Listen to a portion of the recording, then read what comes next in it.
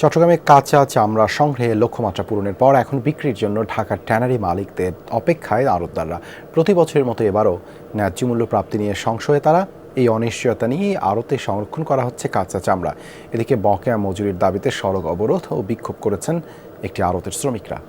13টি মশলার এক দারুণ কম্বিনেশনে তৈরি ইফাত রশিদ বিরিয়ানি মশলা। উৎসব এখন প্রতিদিন। মৌসুমী বিক্রেতাদের কাছ থেকে কেনা এসব কাঁচা চামড়া লবণ দিয়ে সংরক্ষণ করা হচ্ছে চট্টগ্রামের আতুরার ডিপু আড়তে।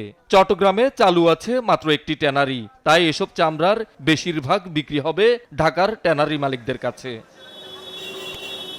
চট্টগ্রামে এবছর 4.5 লাখ পিস চামড়া সংগ্রহের লক্ষ্যমাত্রা পূরণ হয়েছে বলে দাবি আড়তদারদের। এখন বিক্রির জন্য ঢাকার ট্যানারি মালিকদের অপেক্ষায় তারা।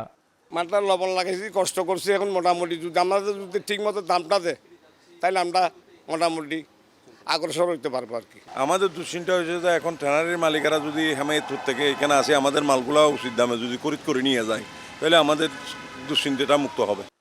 মানভেদে প্রতি পিস 300 থেকে 600 টাকায় কেনা এসব কাঁচা চামড়া সংরক্ষণে আরও 300 টাকা খরচ হয়েছে।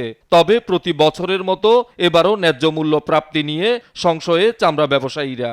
ট্যানারি মালিকরা চামড়া কিনতেছেন কিনা এবং ট্যানারি মালিকদেরকে যে লোনগুলো দেওয়া হয়েছে ওই লোন নেওয়া ট্যানারি মালিকরা ওনারা চামড়া কিনতেছেন কিনা এই ধরনের মনিটরিং করার দরকার। এবং সরকার যে নির্ধারিত একটা দাম বেঁধে দিচ্ছে লবণযুক্ত চামড়া, ওইটাও একটু মনিটরিং করা দরকার। এদিকে চট্টগ্রামে আতুরার ডিপু এলাকায় বকেয়া মজুরির দাবিতে সড়ক বন্ধ করে বিক্ষোভ করে এআই লেদার নামে একটি আড়তের শ্রমিকরা। এতে মুরাদপুর অক্সিজেন সড়কে যান চলাচল ব্যাহত হয়। আজকে 4 দিন আমরা 2 বেলা খাওয়ান খাইছি, একটা দিন গোসল করতে পারি নাই, আমাদের 1 টাকা কোনো লোক দিতেছে না। আমাদের টাকা আটকে রেখে কন্ট্রাক্টর ফালাই গেছে, এখন কোম্পানি আমাদের টাকা পরিশোধ করে দিবে, আমরা দেশে চলে যাব। আমরা এখানে প্রায় 12 লক্ষ টাকার মতন পাবো। আমাদেরকে যদি 1 ঘন্টার ভিতরে টাকা না দেওয়া হয় আমরা এখানে আগুন দিতে বাধ্য হব। এরা কত চামড়া লবণ দিয়েছে, আমার কন্ট্রাক্টর আমাকে সর্বমোট হিসাব দিবে। আমার কন্ট্রাক্টরের সাথে আমার একটা চুক্তিনামা আছে, আমি আমার কন্ট্রাক্টরকে সেইভাবে আমি পেমেন্ট করব।